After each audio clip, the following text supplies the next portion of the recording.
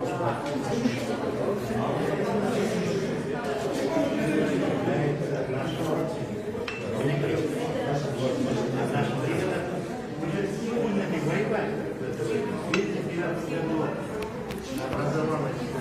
çırpın, görün. İyi görün beğendi. Прямо флюк жазып Өчіп салайын. жанда тышылап қалады Не қылыш керек? жодарға іліп қойған.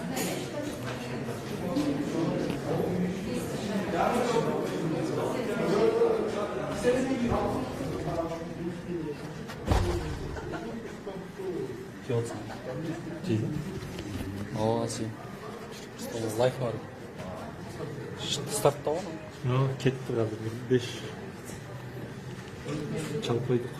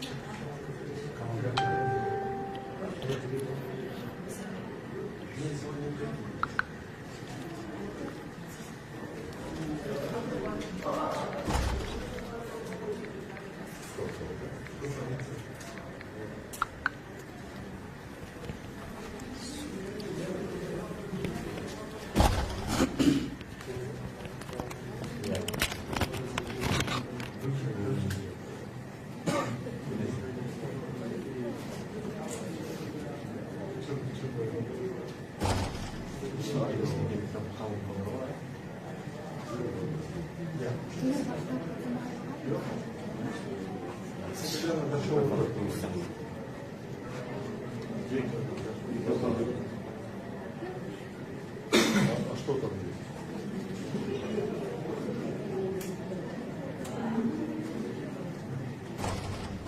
Почему так?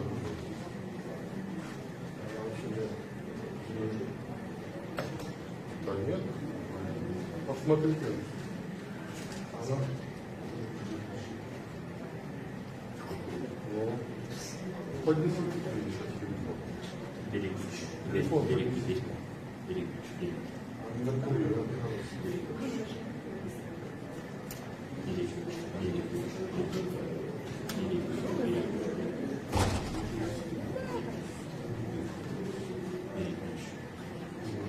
Бери ключ. Там нет работы. Бери ключ. Бери ключ. Бери ключ. Бери ключ. Бери ключ. Бери ключ.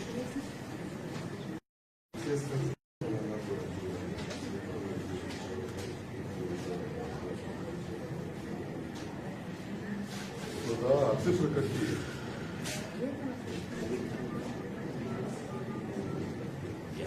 Ну ладно, я заеду, посмотрю, что там. Это же дома, да? Дома же, да? Я заеду.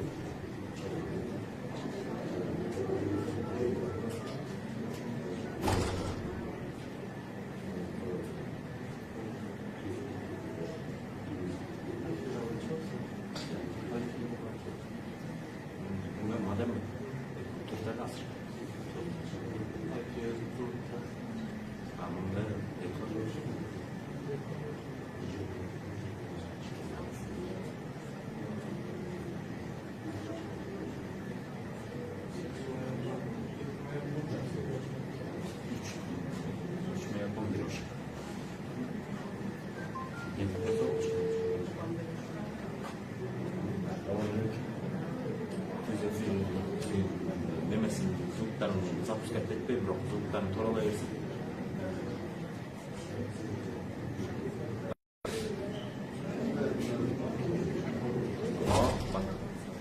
Разъедка жок. Уюшпойм ошо звуктарын тооролой берсин. Бирок запускать етпей турсаң,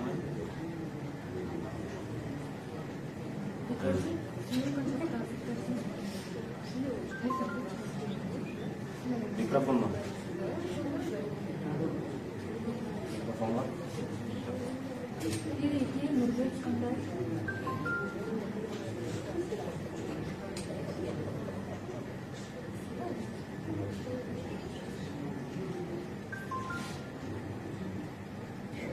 Жаңа ошону мен ала бердим. Неменен кабыл микрофонго түшүрүп чыгып.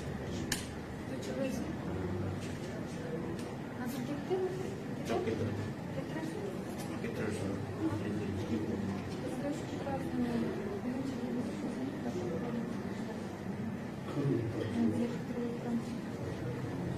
Запускай. Запускай.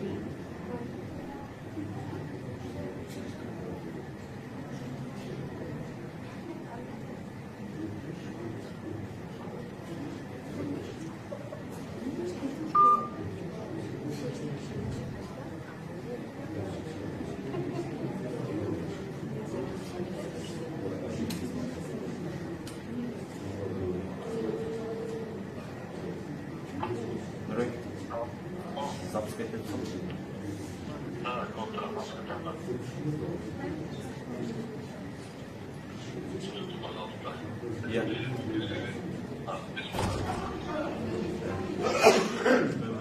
Мага чалып айтпачы. Запуск кетти.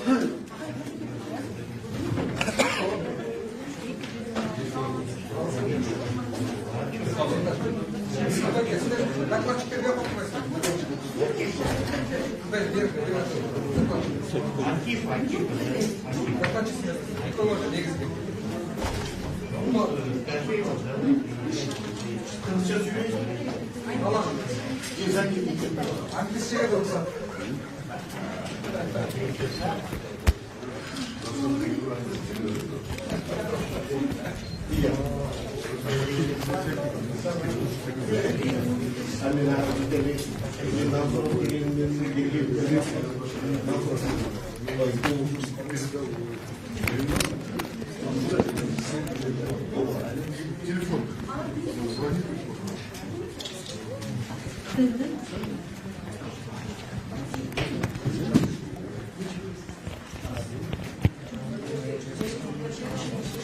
А какие у него там?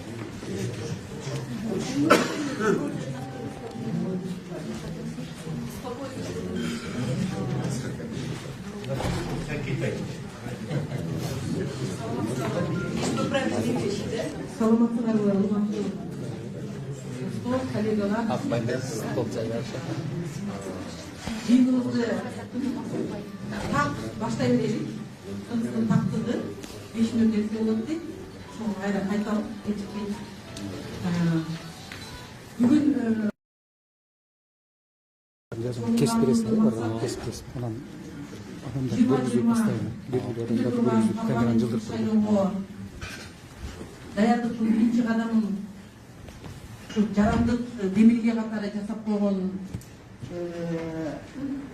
демилге кылгыбыз келет да. Анткени себеби парламентте азыркы күндө 4 долбоор бар экен. Ар бир долбоор ушундай практика болуп калыптыр.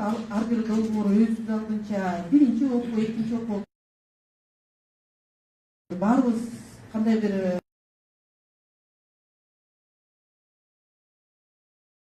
анткени ар кандай өнүгүү жолдордун баарын тандап, азыр бир топ нерсени түшүнүп калгандай болуп атабыз. Ошон үчүн ар бир шайлоо бул кийинки 5 же 6 жылдын өнүгүү векторун аныктоо деп биле турган болсок, андай 20-20дан кийин дагы кийинки 6 жыл, балким 6 жылдан да көбүрөөк бир мындай туруктуу туура нерселердин пайдаланууну куруп кеткенге мүмкүнчүлүк түзөт да. Ошон үчүн бүгүнкү күндө биз ошо парламенттеги мыйзамдарды балким бөлүп жарбай бир карап, ар бир актардын кандайдыр уникалдуу ичинде идеясы, жемиши бар экенин көрүп атабыз. Балким ошолордун баарын бириктирип, эң идеалдуу бир мыйзам долбоорун жылдырып, аны ишке ашырып, ошол мыйзам менен шайлоону да ошондой мыкты ыкмалар менен өткөзүп алсак, балким тарыхый бир чоң окуянын мындай пайдалуу бүгүн курулуп баштагандай болобу деген маселе. Ошон үчүн бул жарандык демилгеге биз ушу Кыргызстанда ким бар, ким шайлоону билет, шайлоо мыйзамын жылдырып жүргөн, мыйзамдарды жазып жүргөн деп ушу силерди баарыңарды чакырдык. Бүгүн атайын эле программа жок. Биз бул жерге ошо долбоорлордун авторлорун да чакырганбыз, эксперттерди да чакырганбыз. Мындай эркин талкуулап, анан айта турган нерселерди ушул жерден айтып алып, аны резолюцияга киргизип, мына эртең жок күрсүлүүнү уже комитеттерден ар кайсы мыйзамдардын долбоорлору уже каралып баштайт. Ошол жерге парламентке биздин жарандык сунуштаманы берип, балким күчтүү жарандык коом бар, жарандар күчтүү болгон жакта коомдо өнүгүү кетет, мамлекетте өнүгөт деген нерсе бар. Балким ошондой болгон жыйынтыкты биз күтөбүз да. Ошон үчүн бүгүнкү жыйынды, эксперттик жыйынды ачык деп жарыялайлы. Сизде барбы?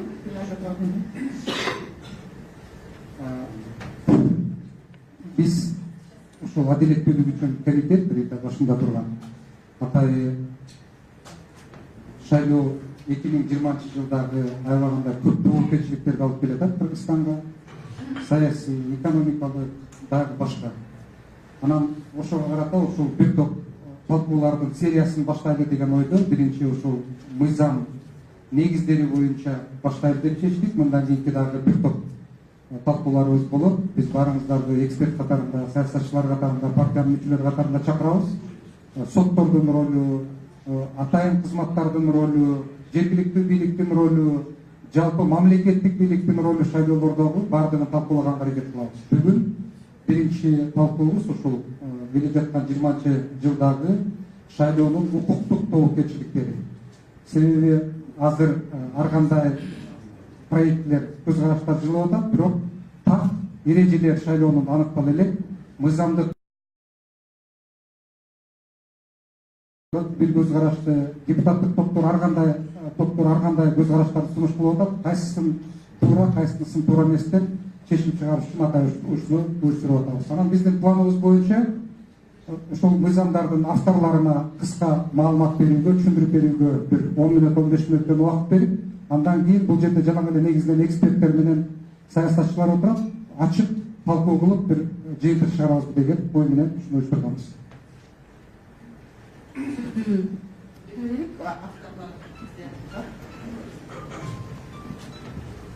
Vasiliyle İskat Aksumat'ta Cumhurbaşkanı deputatı Canan Akay Kutuğuz biz Mizan Dolduğunu suçtab Mizan Dolduğunu Cumhurbaşkanı kararında bir komitette çıkalım. Buna Rita aytıp ettik uğra. En negizli talap tabiqatta 5-4 dolduğun olsa Cumhurbaşkanı deputatları da el şahidatıyla talap bakıyoruz. Yok bu biz orası yapkanda boltun izlemeden şahidat oldu. Ondan keyin şahidat bittiğinden keyin partiyanın yetekçileri kalağanda şartqa жараша өзгөртүп, жыйынтыгында Cumhurbaşkanı шайлоочулар доош берген адамдар депутат болуп, бул себептен биз көп сын пикирди колдоп, bir топ мыйзам долбоору президенттин жарлыгы менен түзүлгөн жумушчу топ бүгүнкү күндө бир долбоорду алып келсе, ал жерде мындай чечкиндүү өзгөрө турган эчтекеси жок. Көптөгөн өзгөрүштөр бар, бирок негизги мыйзамда, негизги принципке катышуучу адамдар депутат болот деген чечиш жок болот. Ошондуктан биз мисалы үчүн биз Жанар Акаевдин долбоорубуз мен кыскача айтып кетем, идентификациядан өткөндөн кийин колуна бир карточка алып туруп, жанагы доош берүү урнуна киргенде, ал жерде монитор бар. Ал жерде карточканы киргизгенде мониторда партиялардын тизмеси чыгат. Анан ошол партиянын тизмесин бир партияга доош бергенден кийин жанында ошол партиянын тизмеси чыгат, талапкерлердин. Анан бирөөнү же экөөнү аны биз тактай элекпиз, бирок бүлүп калтырып койдук. Балким экөөнү же үчөөнү доошты берип кетсе, ошондо реалдуу түрүндө кайсы саясатчы, кайсы партиянын ичинде канча доошко ээ деген принцип болот да. Андан кийин эртеси күнү шайлоо бүткөндө эгерде тизмени өзгөртө турган болсо, лидерлердин же топтун башчылары өз билемдигине салбай, айтканда мен түшүнүп турам, күтүп турам, ар кандай пикир болушу мүмкүн. Бирок ошондой эле Мирлан Исакбековичтин долбоору бар, андан тышкары Шык Маматовдун долбоору бар, андан тышкары Бакыт Төрөбаевдин долбоору бар. Баары тең ушул принцип тегерегинде болуп турат. Айырмасы бар. Биз сүйлөшкөнбүз алдын ала эле. Эгерде биринчи окуудан өткөндөн кийин баары тең ушу 4 мыйзам долбоору өтсө, андан биз макулдашуу алып келип күзгө биз бир долбоорду алып чыксак, ошондо жакшы болмок. Баардык долбоорлор өтпөйт. Бирок ачык эле айтам силерге, бүгүнкү күндө мен бир нерсени байкап атам. Бүгүнкү күндө Жогорку Кеңештин жетекчилигинин тарабынан максаты бир, жанагы жумушчу топтун долбоорун өткөрүш. Ал эми ак үй, көк үй деп мен айта албайм, менде андай маалымат жок. Бирок мен байкап атам да, биздин долбоорлор кандай бир себеп менен токтоп турат. Комитеттин деңгээлине чыкпайт азырынча. Бирок биз азыр жакында маселе көтөрөбүз.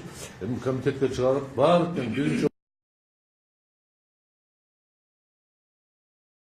бирдикке келип, баарыбыз түшүнүп турабыз да. Бирдикке келишибиз керек. Бирок кандай болсо деле бир маселени чечишибиз керек.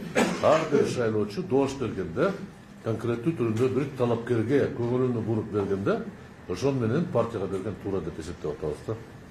Ал эми бүгүнкү биздин долбоорубуз бир айдан ашык коомдук талкууда илинип чыккан. Бир жума мурда биз Жанар Акаев экөөбүз Демирге катары төрөган атына жибердик. Май айында биз үмүтүбүз ушул комитетке чыгат деп ойлоп атабыз да. Ал эми Мирлан Исакбековичтин долбоору ал мурдараак чыккан, мурдараак талкууланып өткөн. Бирок айтып кетейин, талкуу учурунда, коомдук талкуу учурунда көптөгөн кызыккан киши болгон эмес, сураган киши болгон. Эми табигат ушундай экен, биз долбоорду биринчи окууда кабыл алгандан кийин, андан кийин ызычуу башталат да. Кошумча алымчаларды кабыл алса болот. Ошондуктан эгерде биздин долбоорубуз ушундай биринчи кадам өткөндөн кийин мен сиздерден дагы суранат элем, катышкыла ошондо сунуштар болсо бергиле, кемчилик болсо айткыла. Бул идеалдуу вариант деп айта албайм, бирок бир кадам алдың деп биздин үмүтүбүз бар да. Рахмат. Сизге да сөз. Чоң рахмат. Саламатсыздарбы, урматтуу бүгүнкү телевизион катнашчылары, урматтуу уюштуруучулар. Башында айтып кеткендей эле шайлоо мыйзамдары бүгүнкү күндө өзгөртүү бири так тартип жок деп мындай айтып кетти Рашомон Абдулович. Так тартип бүгүнкү иштеп жаткан мыйзамда каралган баардык нормалар бар. Бирок ошол өткөн кийинки шайлоолордон кийинки алган кемчиликтер, сабактар ушул мыйзамды дагы өзгөртүүгө болду. Бүгүн бар ошонун варианттардын бири катары биз бир топ депутаттар, 16 депутат демилгелеп чыккан шайлоо мыйзамдары. Биз 1,5 жыл тегерегинде бул мыйзам үчүн иштеп атабыз. Кыргызстан ичиндеги ар кандай күчтөр менен, ар кандай эксперттер менен кеңешмелерди өткөрүп, бул мыйзам үчүн аябай көп иш болду. Бизде пропорционалдык жана мажоритардык гана шайлоо системасы бар. Мына коомчулуктун ой пикирин алып, эске алуу менен биз ушундай мыйзам сунуштап атабыз. Коомчулук менен сүйлөшкөндө көпчүлүк айтат, бир мандаттуу мажоритардык системага кайтып келиш керек деген басымдуу бөлүгү. Баш мыйзамды өзгөртүш керек деген дагы сунуштар болуп келген. Ошол баш мыйзамды өзгөртпөстөн туруп, баш мыйзамдын талабына ылайык шайлоочулар, депутаттарга добуш бериш керек деген нормага таянып, өкүлчүлүк орган бул жогорку кеңеш эң жогорку бийликтин бутагы өкүлчүлүк орган. Ар бир мындай айтканда өкүл болуш керек. Кыргызстан аймактардан турат.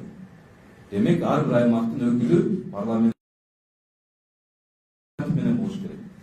Ошол шайлоочунун санына ылайык ар бир майдалап эмес, конкреттүү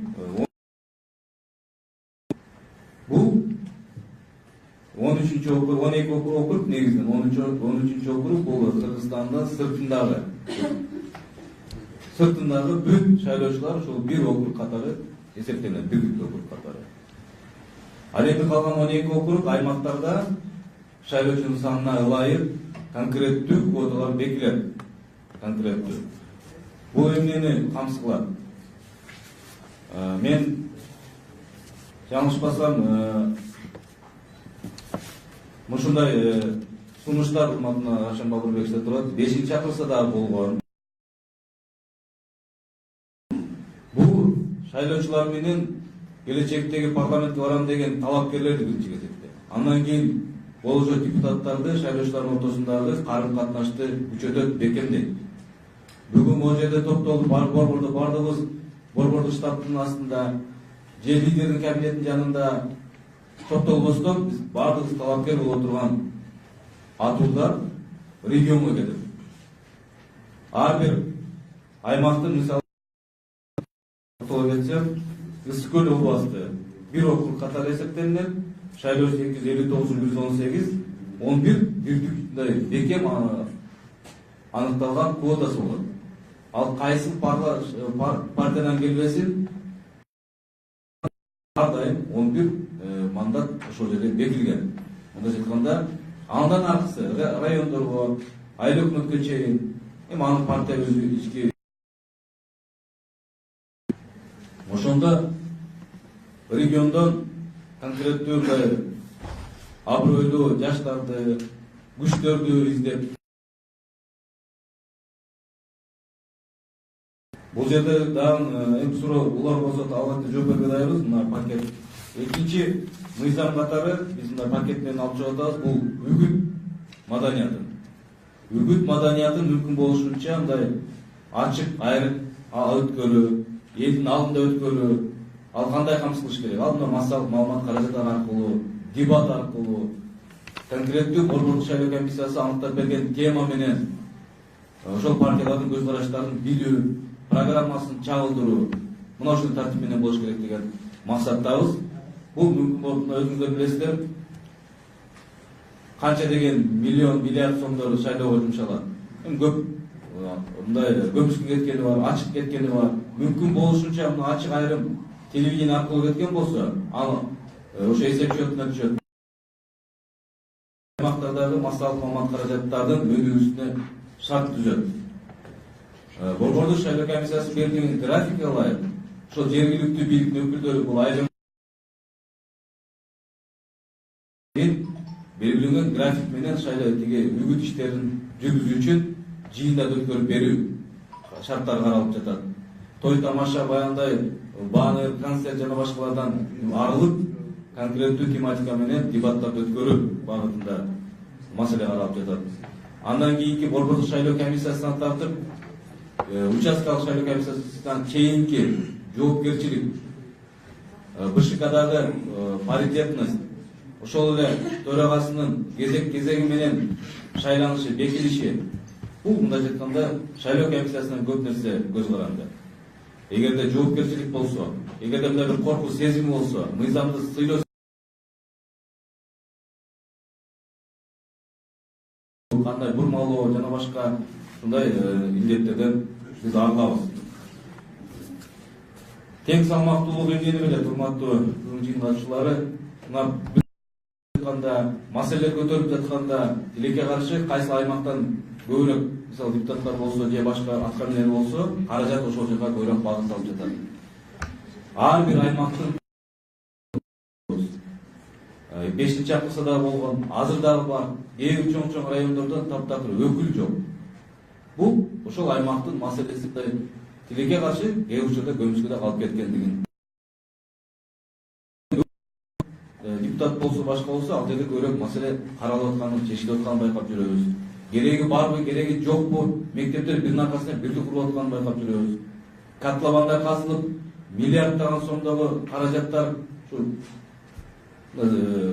турат да, же ары эмес, же бери эмес. Бул экономикалык жактан, бул келечектеги Кыргызстан мамлекетинин өнүгүшү жактан, парламенттин сапаты жагынан, парламенттин келечектерин айтып атат президент дагы 100% парламент башкарып өтөбүз деген багыттар бар.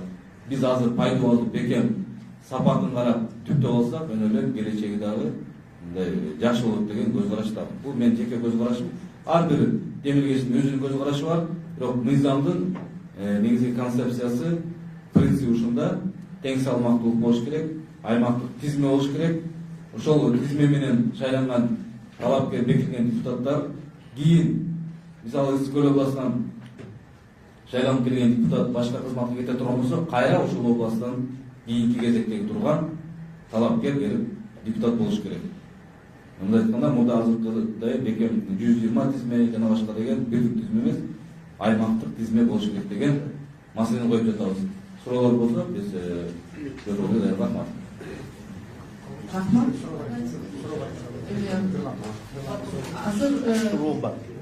Азыр авторлордон 2 автор кетти. Бийликтикин жанагы ишин айтып кетти. Эң чоң мындай көзгө көрүнүктүүсү бул берилген тизме эч кандай өзгөрүлбөйт болот деген маселе экен. Ошон үчүн мен ойлойм, калган биякта эксперттер бар, окуп чыккандар, билгендер суроо жооп менен анан ойлорулардын баарын айтып берсеңер, биз ушу жазып парламентке жиберип, негизги талабыбыз балким ушу бизге мындай карап турган болсо, конкуренттик көп байкалган ушундай чоң принципиалдуу бир маселени кандай системада ошол азыркы көйгөйлөрдөн чыгып кетет деген нерселерди азыр талкууласак андан жакшы болот. Агай сизге Мен кечирип коюңуз. Алторовичу автор деп жүктөрүндө депутат жооп кеңеши Багиров Нурлан Сапбекович деп койсоңор, журналисттер бар тааныбайт. Ошону айтып көрсөң, сизге кара жок да? Жок, микрофон жок. Суроо. Мына сиздин долбооруңар мен айтып жүргөн жоолорго окшоштугу бар экен, бирок маалыматыбызда добуш кандайча берилет? Ар бир талапкердин ар бирине айрым берилеби же азыркыдай оптом берилет? Ушуну айтып. Биздин мыйзамда концепциясы боюнча партияга добуш берилет. Партияга добуш берилет, бирок партиянын округга бөлгөндө бюллетенде партия партиянын лидери, анан ошол округдан чыккан талапкерлердин тизмеси болот. Мына деп мына шайлоочу келип, Персонально должен берилет. жок, баягы шайлоочу келип, тизмени көрөт дагы, тизмесинде ким бар? Ошону карап туруп, анан партияга дагы мындай басым берет. Экинчи суроо. Маселен бизде 9 субъект бар, Ооба. 9, 2 шаарды кошкондо 9. 13 округга бөлөбүз деп атпасыңар. Андан макулбуз. Анда кандай болот? Маселен мына таласка бул жол менен карап атканга кош керек болот, туура? 13-кө бөлүп, баардык болжол менен бирдей болуш керек да шайлоочулардын саны. Анда маселен таласка карап атканы же башка бир жерди кошушуңар керек болот да. Мына шайлоонун жанагындай ой кайгысынын ошол жерден башталат.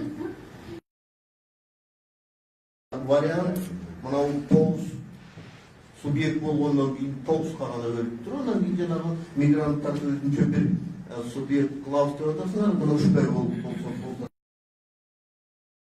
Кичинекей талас дейлиби же нарын дейлиби башка бир жерден да кошушуңарга туура келет да. Анан алар биз практикадан келип чыгышыбыз керек.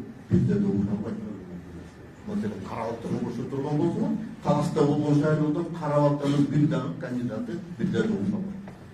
Биз иш жүзүнөн келип чыгышыбыз керек да. Ошондуктан эгерде туура көрсөңөр, жанагы 9 субъектти бөлсөңөр да. 9 кадай. 9га. Себеп дегенде жанагы ойга ушул жерден geçişи мүмкүн да. Негизинен жанагындай 13 боло, эми 9 боло, анан 9га салып көрөсүңөр да. Маселен мага жагат. Рахмат. Кубатбек Калыович. Анан өз сөзүбүздө дагы оюңуз бар айтабыз.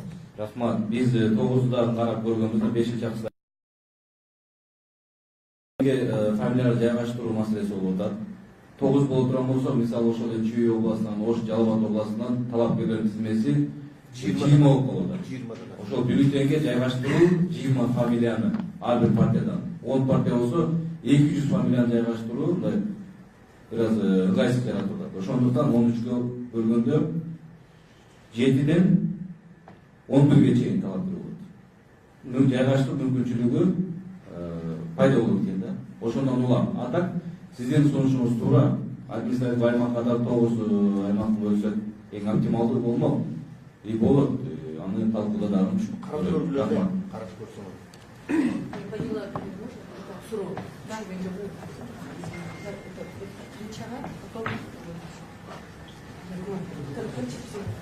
Я могу и так сказать. Да, Уже да, так было да, здорово. да. Лучше.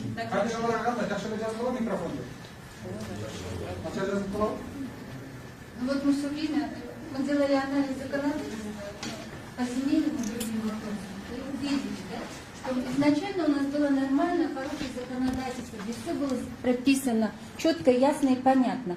В том числе было у нас нормально самоуправление по одномандатным округам, по одномандатным. По 4-мандатным. Это потом было. И у меня был шанс реализовать свое конституционное право и быть избранным.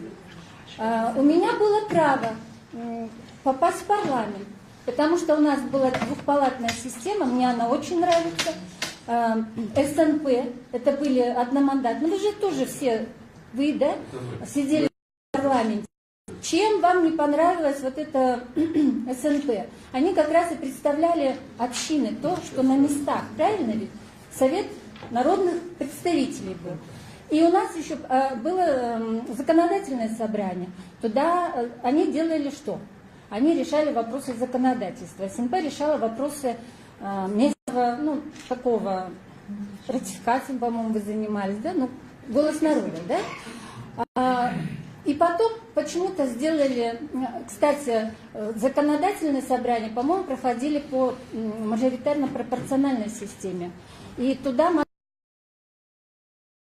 партию представляла или еще что-то такое было, партию ветеранов. Было такое? Было. И там уже было заложены зачатки вот этой партийной системы, правильно? Уже начали создавать там ветеранов Афганистана.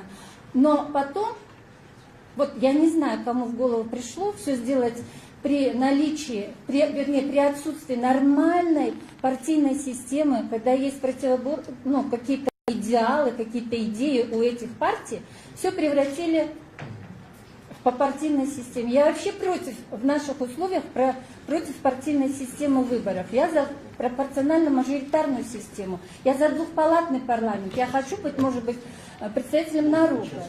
Понимаете? А вот то, что сейчас на округа делите, да, 9, 7, а чем вам не нравится 45, как было уже поделено? Что, 45 представителей в СНП?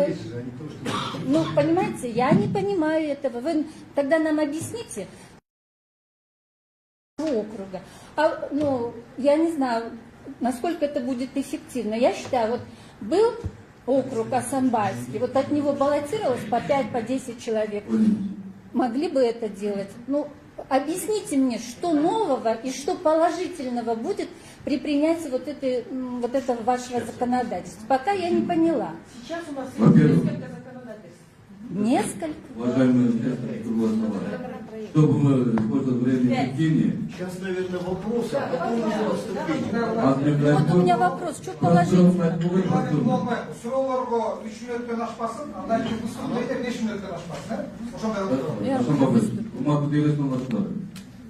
Бүгін егер сіз айтқан жұмысмәлеңгершілік конституцияға өзгерістерінен кейін мажоритарный система депутаттық анда бүгін кешке бітті. Бұның реалдуу кырдаалдарын эстемей болбайбы. Бүгін конституцияны өзгертпестен туруп, конкреттүү берилген сунуштар бар. 4-5 мыйзам долбоорлор бар. Ошону тегерегине суроолор болсо туура болот деп Но у меня просто такой технический вопрос, который я не совсем поняла. Вот, Мирлан Мирза, вы сказали, что будут выбирать бюллетень партии? Только партии. Нет, тогда я боюсь, что основополагающий принцип тайное голосование, оно раскрываться будет. Я не поняла. Вот они подходят, здесь 25 партий участвуют. В кабину будет заходить. Это процесс. То есть получается, я вот это вот, не, вот я и хотела вот это уточнить. Это выборный процесс. Это, уважаемые друзья, давайте поделим на два самостоятельных блока.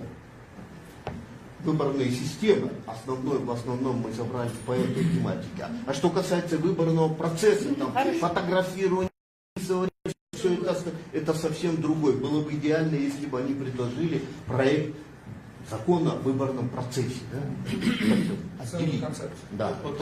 Хорошо, сейчас на самом деле это тоже важно. Да, я просто думала, что-то тут не поняла. Все, я снимаю свой вопрос, не поняла. Количество групп, я все равно не поняла. Нет, мы сейчас дойдем. Еще есть вопрос? У меня выступление только тогда останется. Добрый день, уважаемые участники круглого стола. Иван Сергеевич, а вот персональное голосование за кандидатов там предусмотрено? Нет. Нет. У них нет. По нашему варианту нет.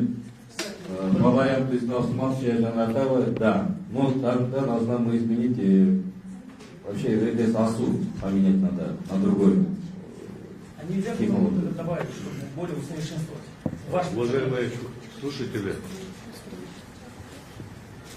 Уважаемые слушатели, дело в том, что если есть законопроекта, мы хотим, чтобы они прошли в первом чтении. Потом мы объединимся, создадим согласительную группу, потому что все 4 не пройдут. Конечно. И мы согласительную группу, авторы будем садиться, где оптимальный вариант будем принимать. Возможно, все объединятся, каждого возьмут положительный. Теоретически это пока.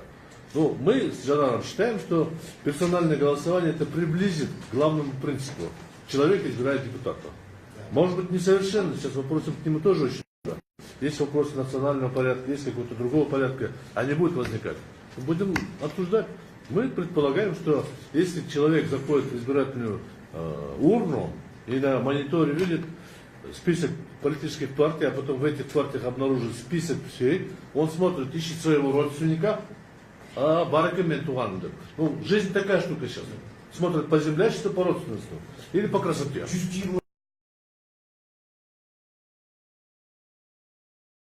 С каждым годом выборный процесс все хуже становится. Явка ниже становится. Идут туда те, кто хочет голосовать. 70%, 60% не ходят. Будем откровенны, весь мир процесс это переживает. идут только сторонники той или иной команды. Они уж найдут свои списки. Мы так думаем. Теперь второй, технологически, да, это средство потребует. Мы считаем, что приняв этот средство, мы предварительно разговаривали с молодыми людьми, продвинутыми в этих технологиях, они готовы работать.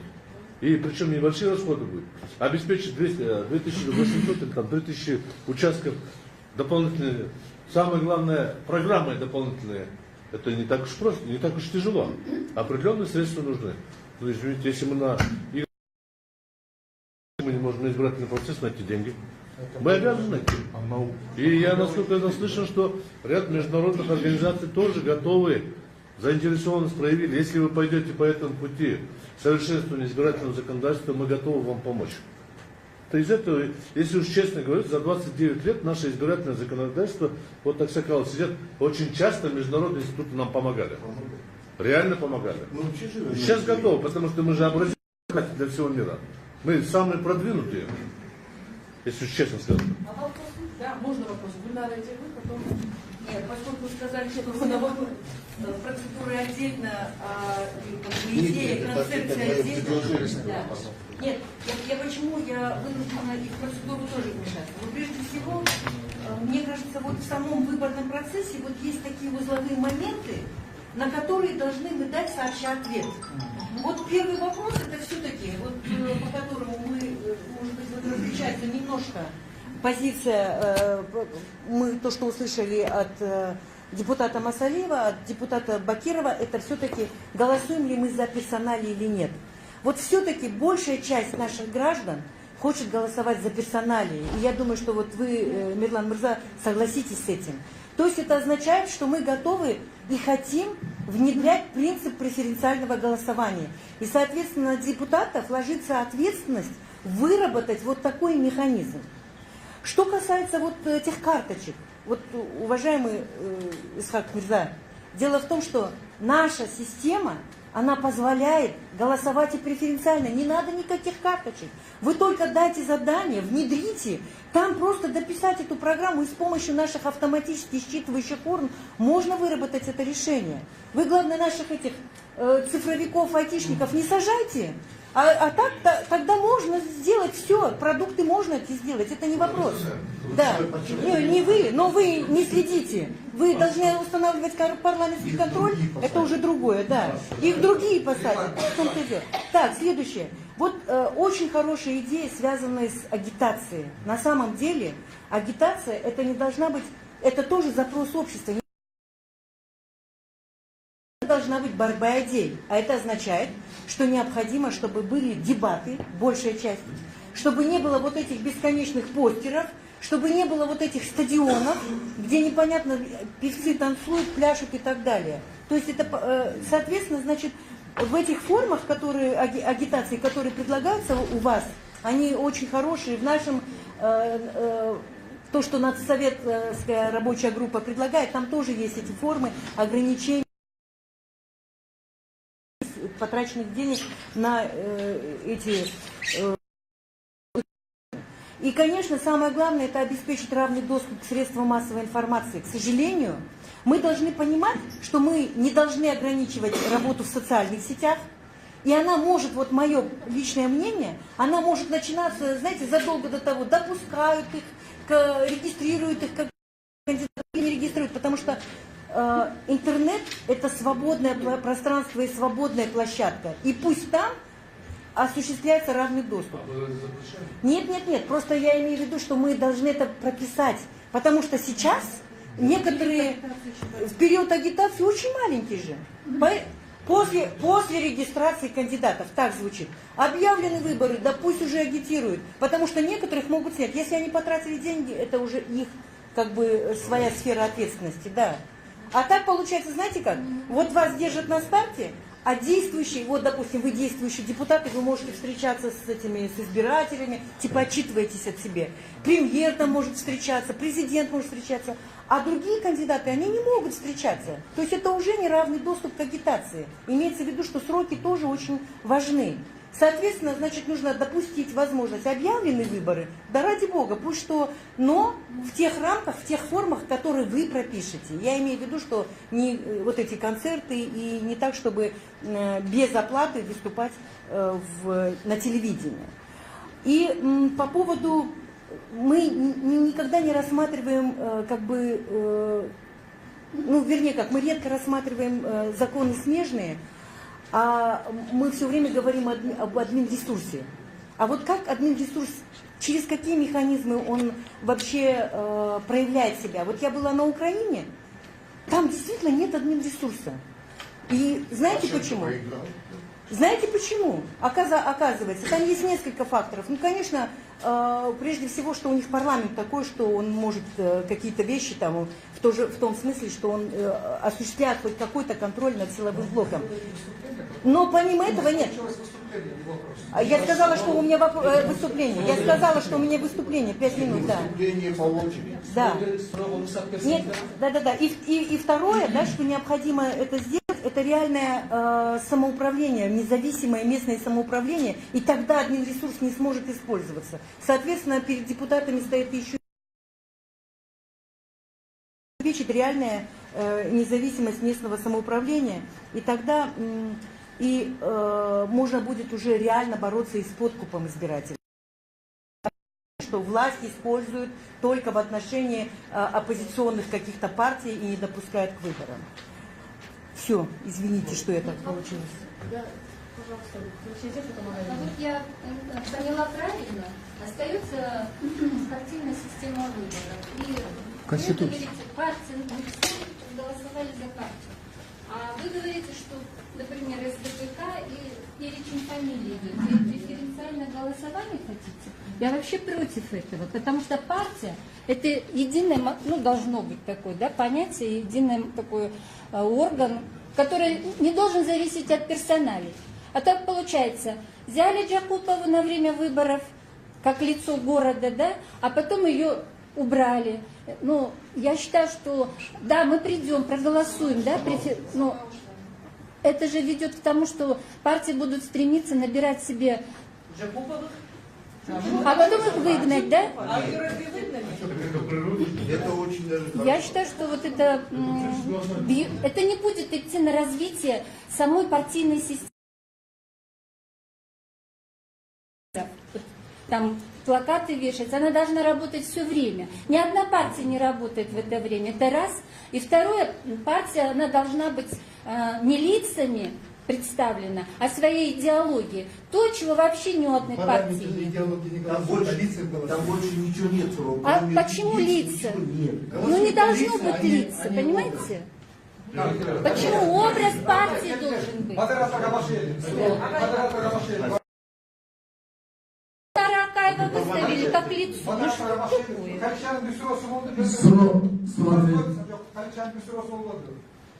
Партийный болу же партийный болу. Бардық варианттар азыр мен жөнөтөп коем, модераторлар.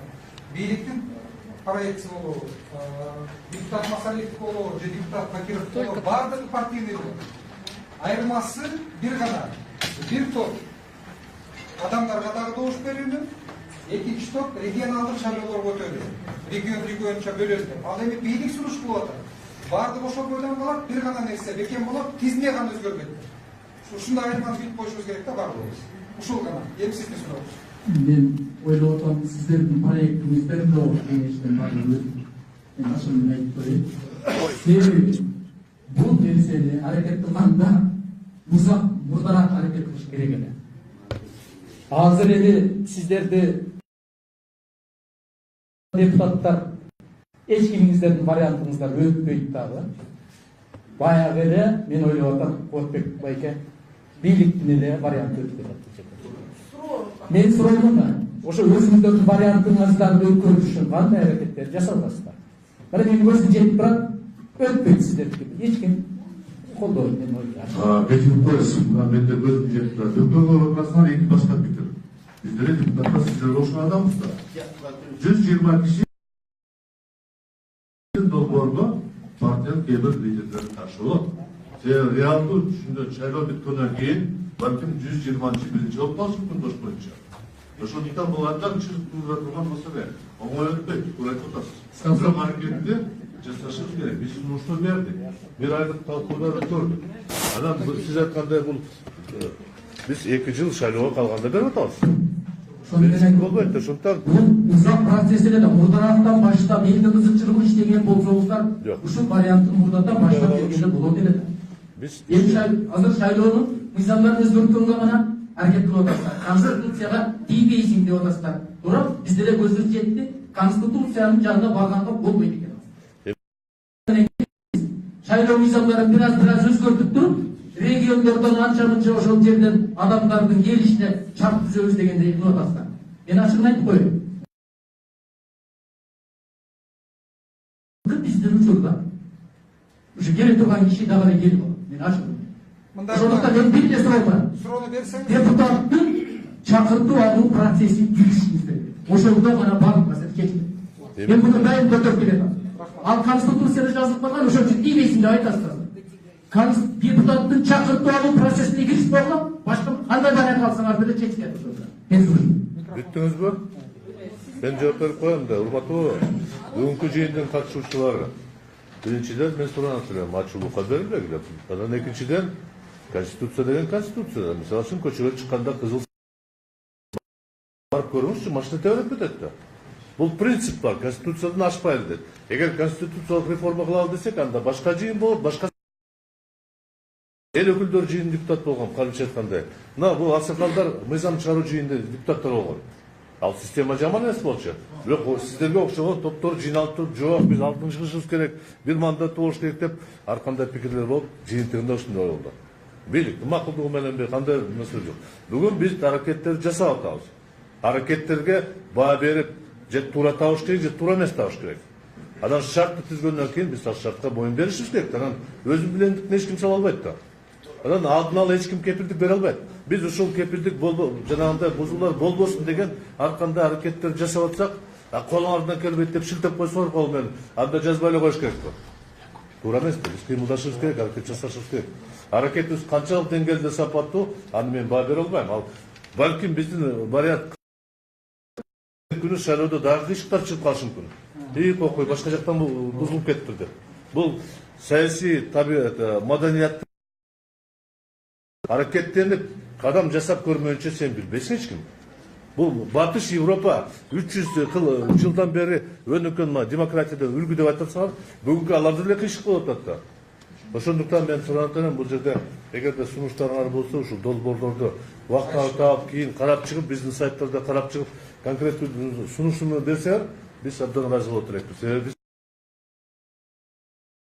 талкуу жүргүзүп туруп, коомчулукта кандай бир мамиле кылып туруп, ачык айтам, анча-мынча бийлик деп атасыңар, мен бийлик деп айта албайм. Жогорку кеңештин бийликти мен айта алам, тоскоолдук кылганына. Ал эми ак үй, көк үй мен билбейм азырынча. Ошону эгерде кысым кылып, бул варианты жакшы экен, колдогула, же бүгүн резолюция кабыл алып, буларды кошкула, же мунуку жакшы, мунуку жакшы деп сунуш берсеңер, бул деле мындай түрткүч болот да. Анан туура айтасыз. Ушул жерде биз 40 киши отурсак, биз баарын чече албайбыз. Бирок үнүбүздү чыгарсак, бир аз жылыш болушу мүмкүн да. Ошол эле. Суранов помогли с этим вопросом? Да. Суранов помогли в общественности? Бардыгыңызга мындай кылсак, модератор Рита, бардыгыбыз Ритага баш ийгилик. Модератордун бардыгыңызга билип койсоңуздар. Негизги функциясы сөз берүү эмес, сөздү токтотуу. Бул аябагандай маанилүү эмес, токтотпосо беречи. Кыска сүйлөңүздөр. Анткени бүгүн негизинен эксперттер, профессионалдар чогулганда эффективдүү өткөрөлү. Кыскараак берип, андан кийин өзүнчө выступление кылалы. 5 мүнөттөн да өтүп. Ошондой кылсаңыздар, предложенные инициаторами законопроекты, они, на мой взгляд, не решают основную проблему. Проблему формирования партийных списков на начальном этапе. В любом случае, те лица, которые войдут в партийный список, они от вашего законопроекта никто не в эту сторону не меняется, потому что существующая на данный момент система не мешает вам таким же образом включать списки кандидатов в достойных лиц. По поводу инициатора, по поводу квот.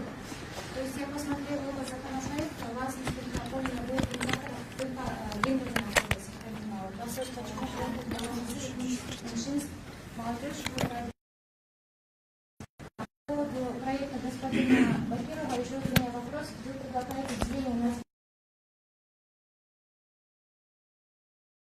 по этим округам, потому что основная свара, если вот этот проект будет принят, начнется на этом этапе.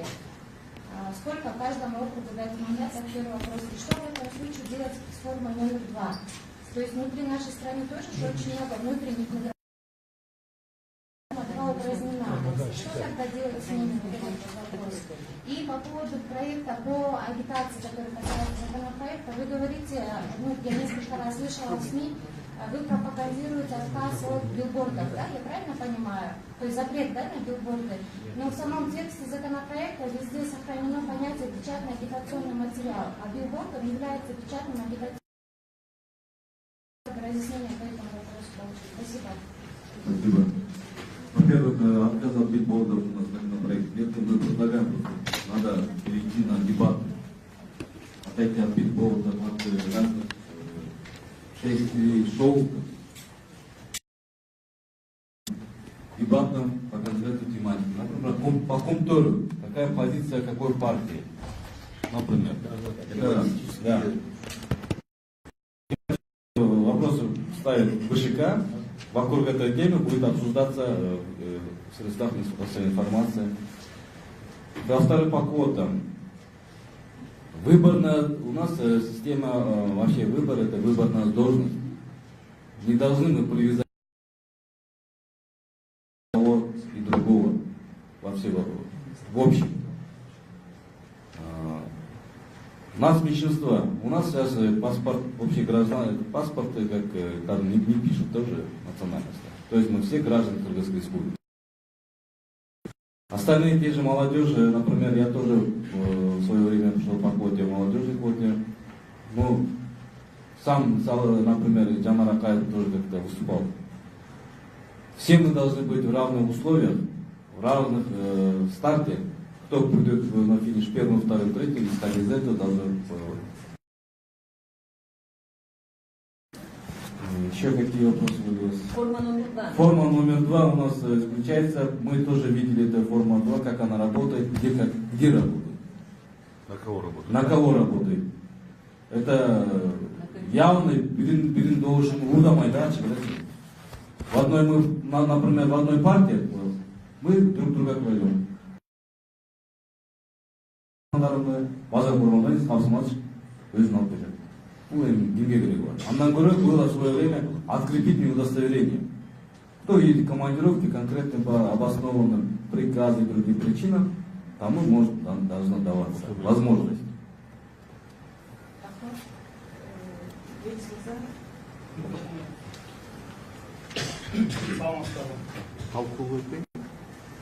Саламатсыздар, урматтуу келип столдун катышуучулары, саламатсыздар, урматтуу депутаттар. Биринчиден силерге рахмат, ушундай долбоор жазып, аракет кылып, талкууга алып чыктыңыздар. Уюштуруучу топко дагы абдан рахмат. Ушундай талкуулар болуш керек, ачууччулук айтылыш керек. Мен атайын айылдан келдим. Ушул баягы соцсеттерден элдин арасынан угуп атабыз да, жанагы коп коеюн деп атат, жанагы жалпысынан